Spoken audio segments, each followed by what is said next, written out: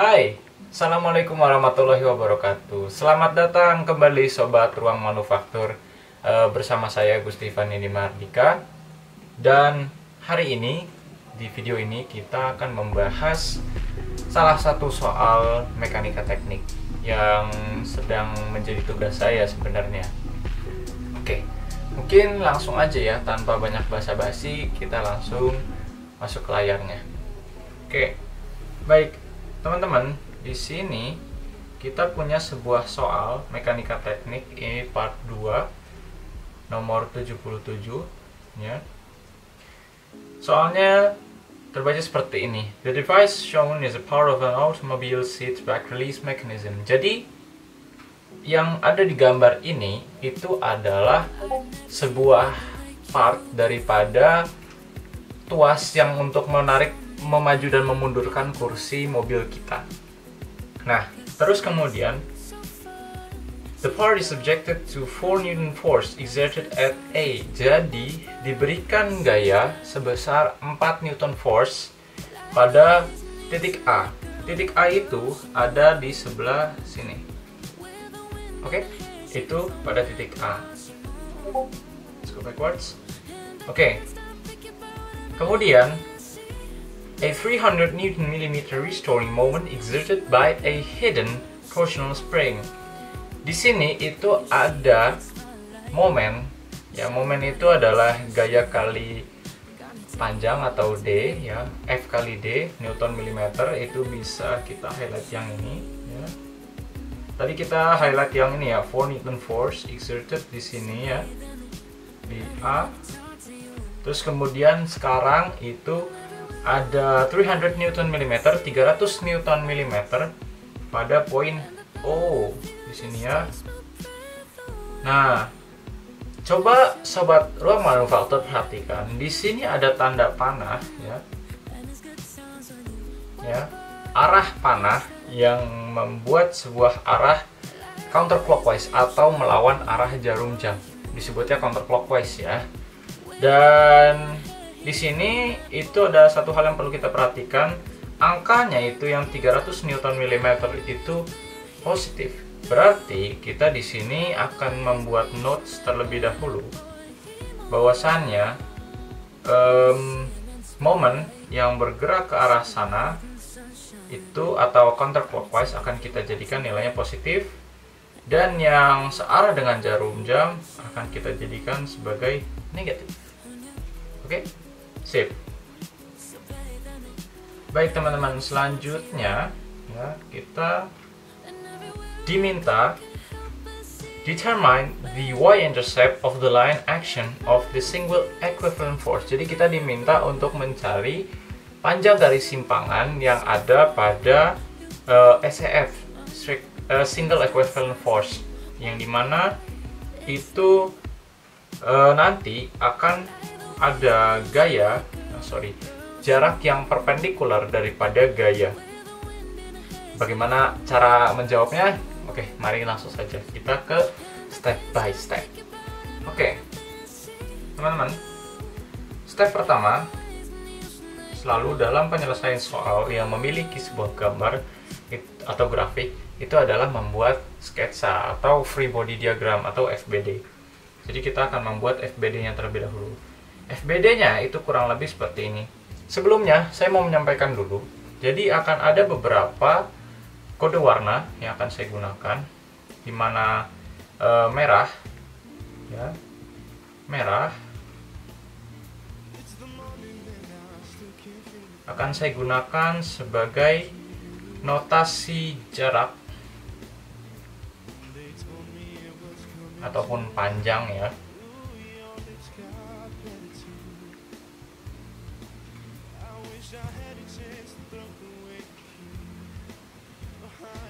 Oke.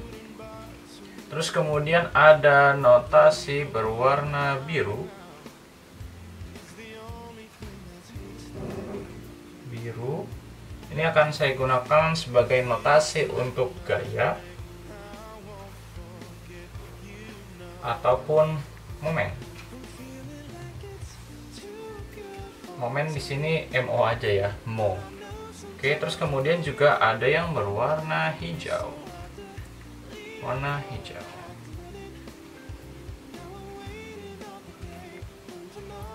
Warna hijau, tulisan ataupun yang berwarna hijau ini akan saya gunakan sebagai indikator sudut, ya, atau apapun yang berkorelasi atau memiliki hubungan dengan sudut. Oke, kita langsung aja nih ke step 1 tadi ya. Step 1 membuat FBD. Untuk free body diagram ya, di sini itu seperti ini ya. Terus kemudian ini adalah titik O. Ini titik O ya. Ini kayaknya agak saya ganti dengan warna hitam aja. Oke. Saya usul yang ini. Karena warna hitam O ya, titik O yang ini. Oke, itu O. Kemudian ada juga titik A. Titik A ini ada di sebelah sini ya.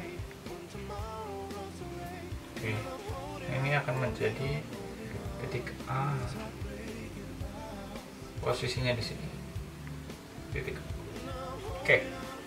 Nah, sekarang kita akan menulis apa-apa informasi yang kita ketahui atau diketahui ya biasanya. Nah, pertama yang bisa kita ketahui itu adalah jarak atau panjang yang ini nih, 40 mm, 40 mm ya. Nah, itu adalah jarak dari titik O ke titik A secara vertikal. Panjangnya adalah 40 mm. Kemudian jarak horizontal O ke A itu adalah 10 mm. Oke, jaraknya adalah 10 mm. Kemudian selanjutnya yang harus kita berikan notasi selanjutnya adalah notasi gaya ya. Notasi gaya ini berwarna biru tadi ya. Nah, di titik A itu tadi ada gaya yang diberikan sebesar 4 Newton. Dan di situ ada sudut juga, terdapat sudut 15 derajat. Wait, let me highlight sudut yang ini. Itu 15 derajatnya. Kita masukkan ke FBD atau free body diagram. 15 degrees. Oke. Now, di sini juga di point O itu ada sebuah momen ya. Momennya tadi geraknya arahnya ke arah geraknya itu dia ke sana. Ya, counterclockwise. Oke, sip. Ini adalah informasi ya atau yang diketahuinya. Ini adalah step 1 buat free body diagram, itu penting banget ya.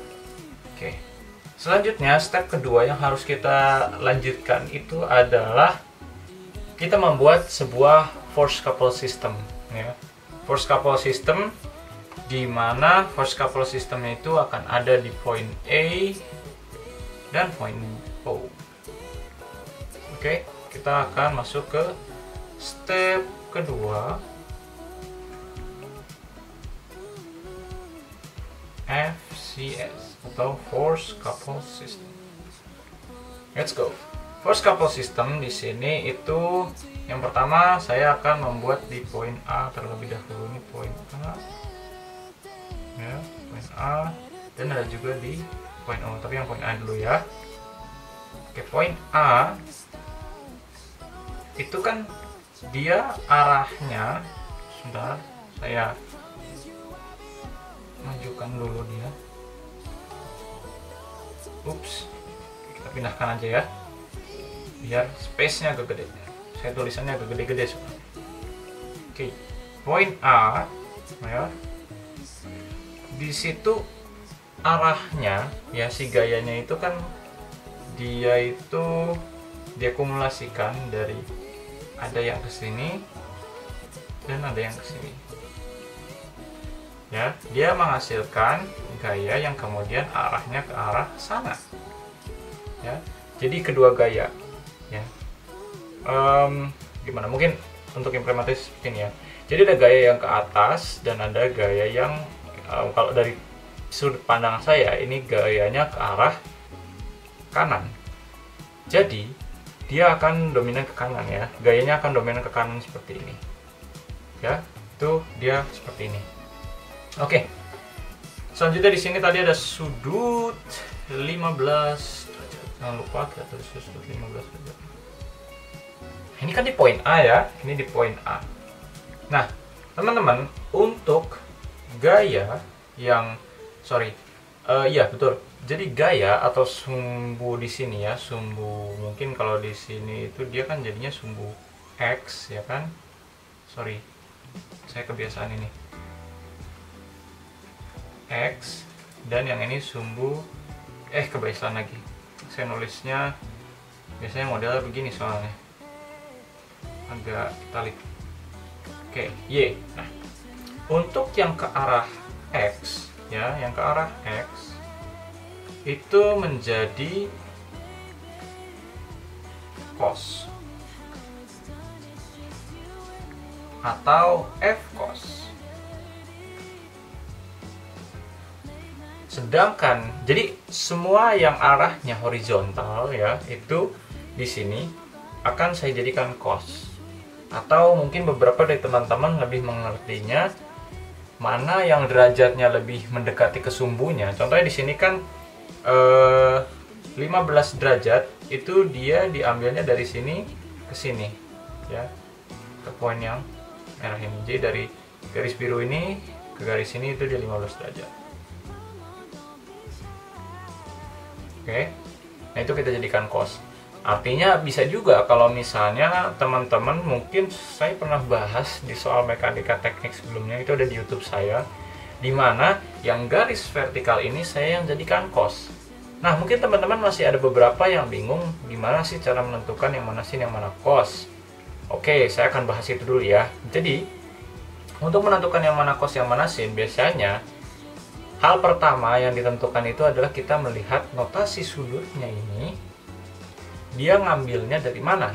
Kalau dia mau ngambilnya dari sini ya, dari garis ini ke garis yang horizontal, maka itu yang akan kita jadikan cos. Tapi kalau misalnya dari garis yang ada panah warna biru ini ke garis yang ini, jadi ngambil contoh misalnya ditulis 15 derajatnya itu ada di sisi sebelah sininya, maka yang ini yang akan kita jadikan cos. Tapi karena ini dia tidak ditempelin sama sudut yang ini ya, maka yang ini akan menjadi sin. Oke, mari kita backwards a little bit. Oke, jadi kita sepakati dulu ya, yang mana yang mendekati atau diketahuinya itu si anak panahnya atau sudutnya itu ngambilnya dari sumbu yang mana, itu kita jadikan cos. Karena yang di sini dia nggak ada keterangan derajatnya, maka yang itu akan kita jadikan sin ya. Maka ya sin apa, F sin ya, F sin. Nah, cos sama sinnya berapa itu kita bisa ambil dari sini, derajat yang sudah kita ketahui. Maka kalau misalnya di bawah itu F cos 15, masih mode highlight.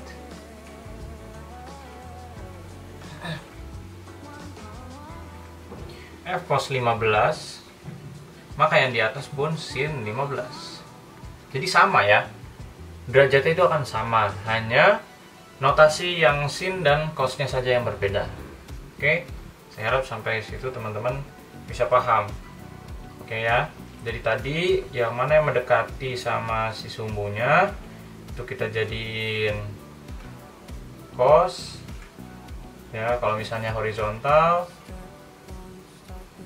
Kalau misalnya dia begini sudutnya, terus ditempelnya ke sini sama si garis Y, yaitu yang kita jadiin cos, berarti yang ininya jadi sin. Pokoknya gitu ya. Oke. Nah, ini kan yang poin A. Yang poin B itu juga sama, teman-teman. Poin B, sorry, poin O ya. Poin O itu sama. Cuman dia itu kayak di mirror dan posisinya ada di bawah. So, maka dia akan seperti ini. Ya, let me picture for you supaya mudah dimengerti. Nah, jadi salah satu gunanya dari adanya free body diagram itu adalah untuk memberikan notasinya kemana. Dan as I said, dia ini di mirror ya, jadi benar-benar di mirror atas bawah, yang dimana untuk si gayanya itu dia jadinya ke sini, same ya, 4 Newton di atas, 2 Newton di bawah. Oke, copy, jangan dibedain, sama. Begitu pula dengan yang ke bawah. As I said, yang vertikal akan kita jadikan sin ya. Jadi F ya, F sin untuk yang arahnya ke bawah. Sin 15 derajat. Cos 15 derajat. Oke. Nah, teman-teman perhatiin deh, kita perhatiin tanda panah yang berwarna biru ini, kedua tanda panah ini ya, yang atas dia akan mengarah ke sini, yang bawah dia akan mengarahnya ke arah sana. Nah, inilah yang disebut sebagai force couple system. Jadi di mana gayanya atau momennya itu nanti di titik A dan titik O itu sama ya, dan dia menghasilkan sebuah putaran. Jadi kan kalau yang A itu dia ke arah sana, yang B ke arah sini, dan dia itu akan menghasilkan putaran ya. Itulah yang disebut sebagai force couple system. Mungkin itu yang menurut saya cara menjelaskannya seperti itu ya, kalau saya memahaminya seperti itu. Oke. Nah, selanjutnya teman-teman, kita kan sudah mendapatkan nih fenomena si force couple systemnya ini. Selanjutnya yang akan kita lakukan itu kita bisa mencari momen. Ingat, kalau force couple system di mana di poin A dan poin O akan sama, maka kita bisa langsung aja masuk ke step ketiga. So, step 3. Step ketiga, kita akan mencari momennya. We will look for the moment.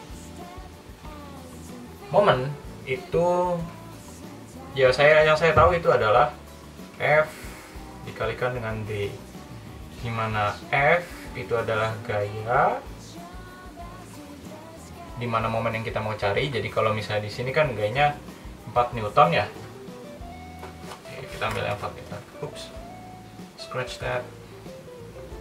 Dan D ini saya nyebutnya sebagai distance saja ya, jarak. Dia pokoknya yang ada milimeternya, meternya, sentimeternya ya. So that will be distance. Sorry, saya akan kasih notasi warna yang merah untuk D supaya kita nggak pusing. Tadi kan saya udah janji ya, saya sudah promise untuk yang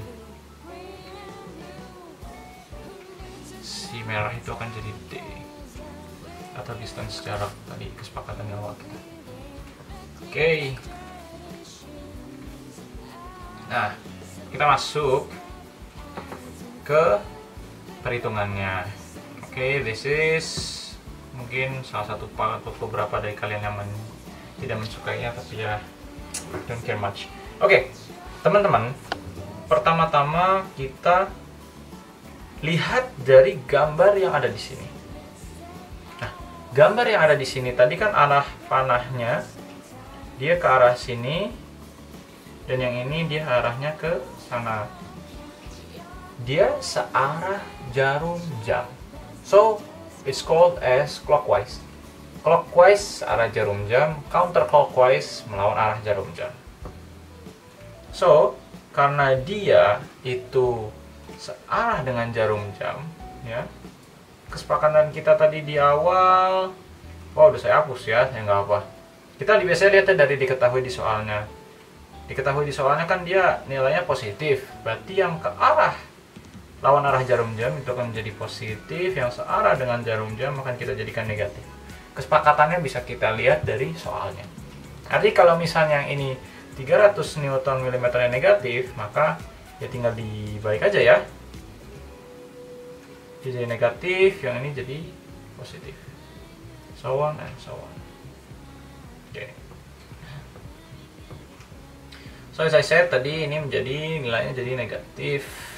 Oke. Sip. Nah, momen ya sama dengan F ya, cos ya, jadi F cos. Cara menjelaskannya gimana ya? Oke, gini. Jadi yang kita ngambil salah satu aja ya, mau yang A atau yang O. Saya ngambil yang O. Oke, yang O ini karena sama aja ya. Saya ngambil yang O. Informasi yang akan kita masukkan itu adalah ini ya, F cos ini dikalikan dengan yang mana, itu adalah kedua jarak atau kedua panjang di mana ada si ya, ada yang begini, kemudian entah di atasnya atau di bawahnya ada yang seperti ini ya. Nah, kita ngambil jaraknya adalah yang dari sini ke sini. Itu untuk yang kita jadikan sebagai atau dikalikan dengan si cos. Sedangkan untuk yang sin itu adalah yang ketika kita bertemu dengan dua garis vertikal ya. Nah, yang kita masukkan itu sebenarnya adalah angka yang si horizontalnya. Agak sedikit pusing ya. Oke, langsung aja kita masukin angkanya. Oke, jadi di sini F cos 15 kita mengambil informasinya itu dari sini yang 40 mm.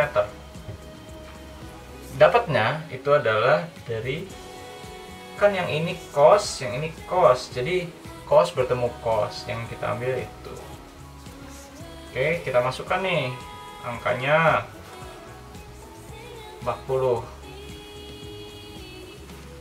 D berwarna merah. Jangan lupa D warna merah.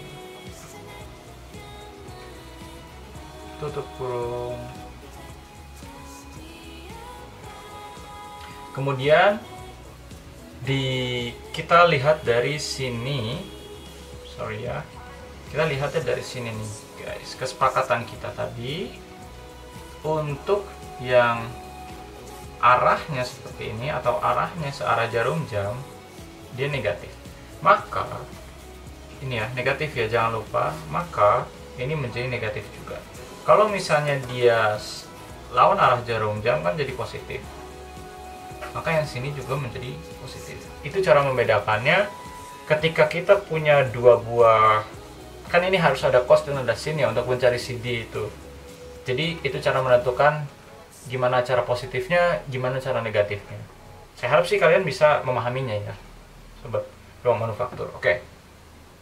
Selanjutnya, tadi kan kita udah dapat yang si cosnya. Sekarang yang sinnya. Sinnya kita lihat ada dua garis vertikal. Dua garis vertikal ini kan sin temu sin ya, itu yang akan kita jadikan sin. Maka yang si 10 mm itu kita masukkan ke sini ya, berarti sin 15 dikalikan dengan panjangnya itu tadi yang dua garis vertikal itu, jarak diantaranya itu adalah 10 mm. F sin, don't forget F sin. Kita masukkan angka-angkanya. mo atau moment sama dengan 4 dikalikan dengan cos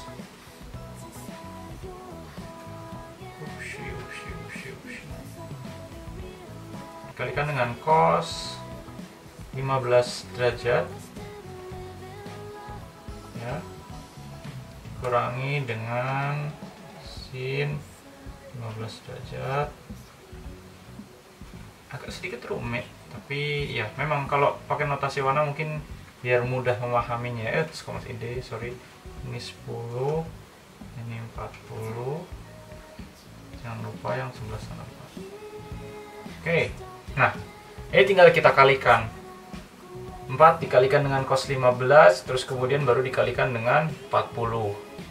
4 dikalikan dengan sin 15, baru dikalikan dengan 10. Maka hasilnya itu adalah 144,219 lah ya, 20 Newton milimeter. Karena yang ini dia kan dalam satuannya mili. Oke ya. Seperti itu teman-teman. Oke. So what's next? What's next adalah kita akan mengakumulasikan. Jadi ini kan 144,20 Newton. Dia arahnya searah jarum jam. Sedangkan tadi yang di sini itu kan ada yang 300 di sini nih. Itu 300 Newton milimeter. Dia melawan arah jarum jam nih. Maka untuk mengakumulasikan ya kita harus kurangi ya.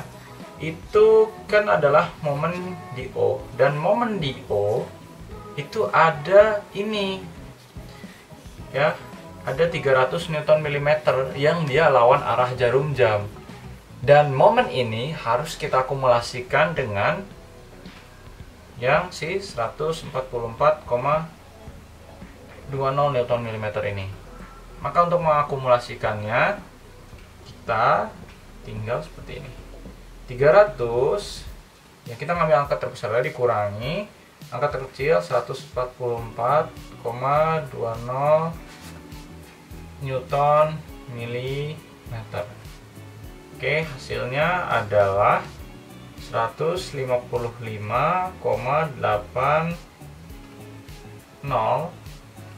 Newton milimeter.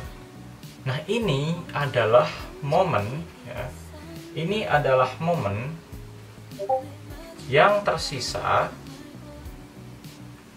ya, momen yang tersisa pada poin O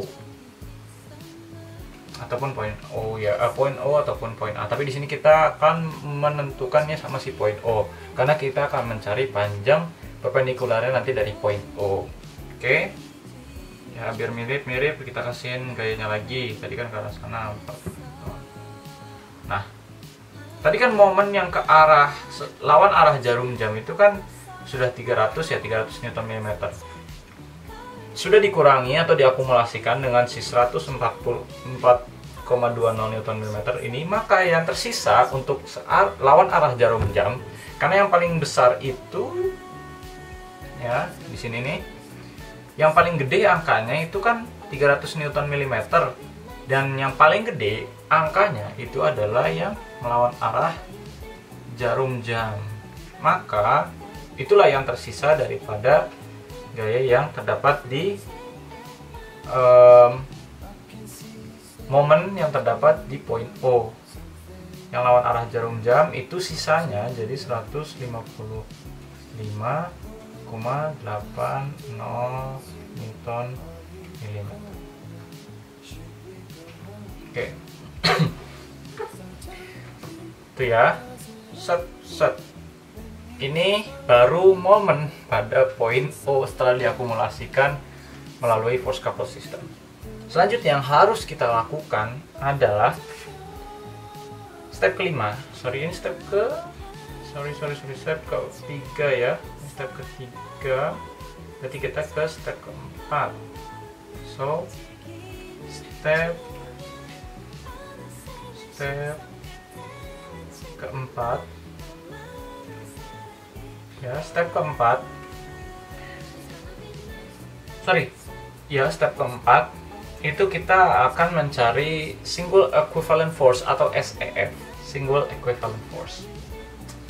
Sederhananya pada poin O ya, itu ada 2 garis ya.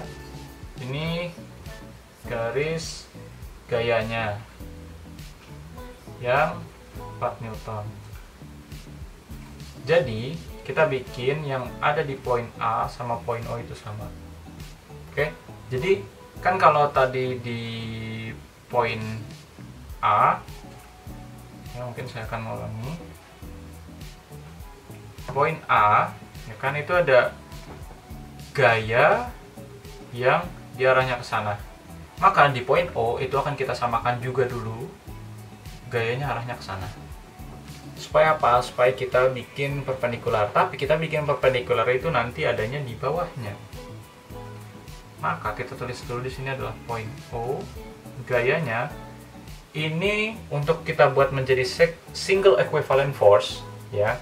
Artinya kita akan membuat ini menjadi satu gaya aja. Satu gaya itu artinya kita cuman membutuhkan yang ini. Oke? Artinya kalau di sini 4, di sini 4 juga. 4 dikurangin 4 berapa sih? Hasilnya kan 0 ya. Ini 4 positif. Ya ini negatif 4 misalnya. 4 dikurangi 4 kan hasilnya adalah 0. Berarti kan tersisa yang di sini yang 4 Newton ya. Otomatis ini menjadi single equivalent force. Dia geraknya hanya ke sini saja.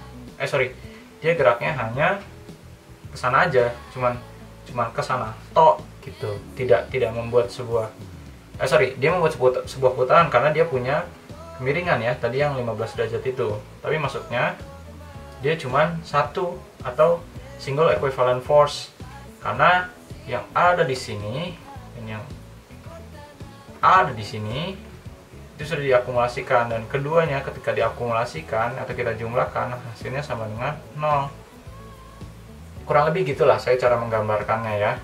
Kalau keliru ya harap maklum, saya bingung cara menggambarkannya bagaimana, tapi menurut saya itu yang paling efektif. Jadi buat ketemu 4 cuman arahnya kan berbeda. Kalau di vektor kan gitu, arah mana yang sudah ditentukan menjadi positif, arah yang berlawanannya akan menjadi negatif. Oke, itu nah I will draw right.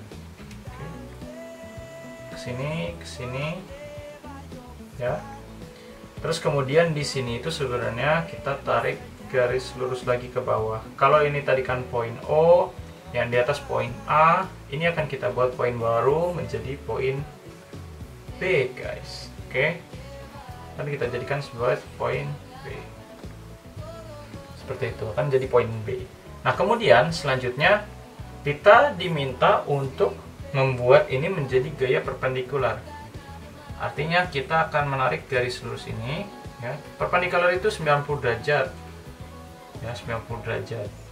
90 derajat itu dari sini ke sini, jadi dari sumbu itu ke gaya ya. Dia harus perpendikular sama gaya. Nah, ini perpendikular. Dia kan 90 ke situ, 90 di sini, 90 di sini juga. Dia sudah perpendikular. Nah, sekarang kita akan mencari ini, si panjangnya. Panjangnya ini akan kita jadikan sebagai D1 lah ya, D1. Oke. Nah, kita akan mencari D1 dulu. Nah, untuk mencari D1 ini, itu kita bisa pakai perpindahan ruas. Tapi sebelumnya itu ada informasi, saya lupa menyampaikan. Tadi kan kemiringan yang ini itu dia 15 derajat. Nah, garis yang ini ya, garis yang ini dengan yang ini itu dia horizontal, perpendikular ya. Berarti artinya kalau dia tegak lurus ya sama sudutnya di situ, dan yang ini sama yang ini dia perpendikular juga, maka dari sini ke sini itu hasilnya adalah 15 derajat. 50, kegedean 15 derajat. Oke ya.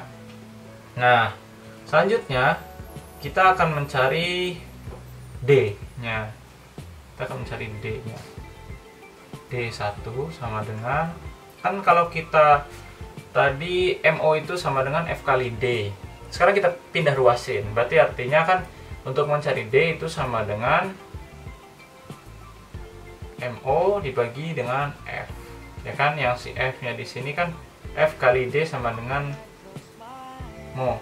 Ini kita geser ke sini. Maka dia jadi hilang. Ya, pindah ruas. Kita langsung hitung ya, sama dengan, saya nggak sempat pindah warna ya, kita ngejar waktu karena memorinya udah mau habis. Oke, kita langsung aja. D1 sama dengan MO nya momen yang tadi tersisa di situ adalah 155,8 dibagi dengan 4. Hasilnya adalah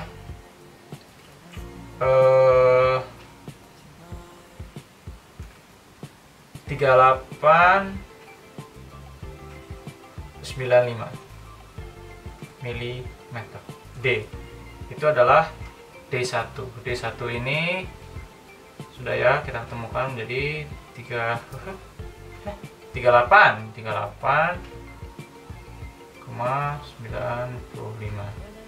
Oke, nah ini udah dapat. Sekarang teman-teman, yang perlu kita lakukan adalah kita mencari titik koordinat intercept tuh pokoknya yang persimpangan ya, persimpangan yang harus kita cari. Persimpangannya itu titik di situnya berapa? Oke, koordinatnya berapa? Nah, untuk menentukan itu ya kita harus cari, ya kita harus mencari si y interceptnya itu adalah panjang dari sini ke sini. Yang ini akan kita jadikan x-nya itu sama, kelihatan lagi ya. Astagfirullah.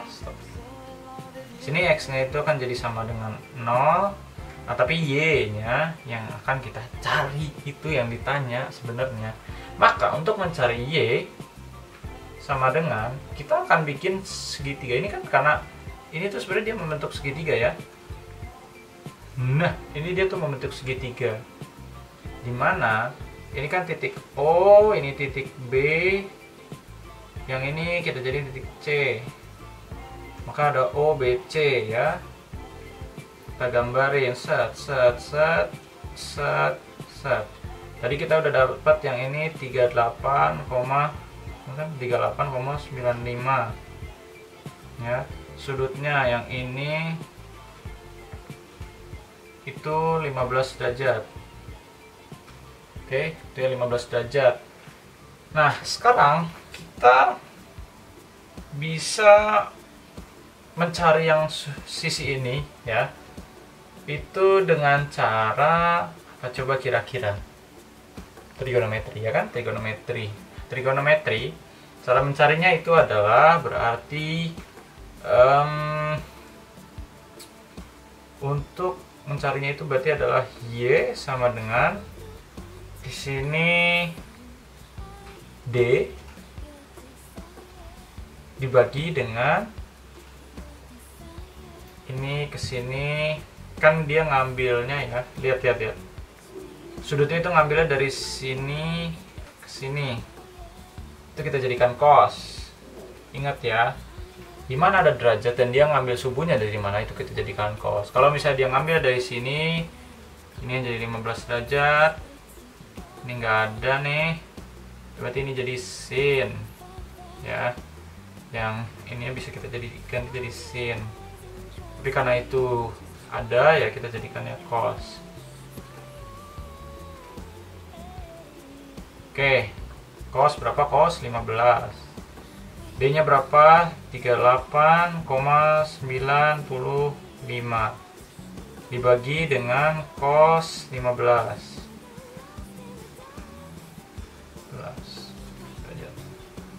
Hasilnya itu adalah 40,32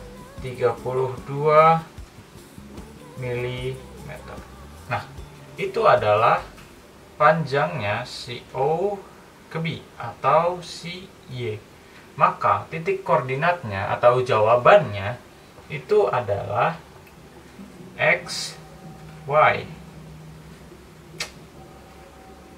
XY, ini X ya. Saya taruh bawah situ. X, Y. X-nya tadi kan kita jadikan 0 ya, titik 0.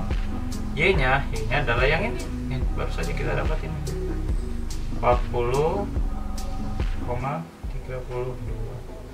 mm. Itu adalah jawabannya. Y-intercept, persimpangan Y. Berapa panjangnya si Y? Oke. Kurang lebih itu aja sih mungkin yang saya bisa jelaskan ya daripada soal ini. Saya harap sih bisa membantu teman-teman untuk mengerti. Kurang lebihnya sih ya saya mohon maaf karena itu saja yang bisa saya jelaskan. Tentunya saya akan berusaha dengan tim teman-teman di ruang akademik untuk selalu mengembangkan ya gimana caranya video-video ini bisa mudah dipahami dan membantu teman-teman dalam perkuliahannya. Oke, itu aja saya ucapkan terima kasih dan semoga sukses dan lancar segala urusannya. Terima kasih. Assalamualaikum warahmatullahi wabarakatuh.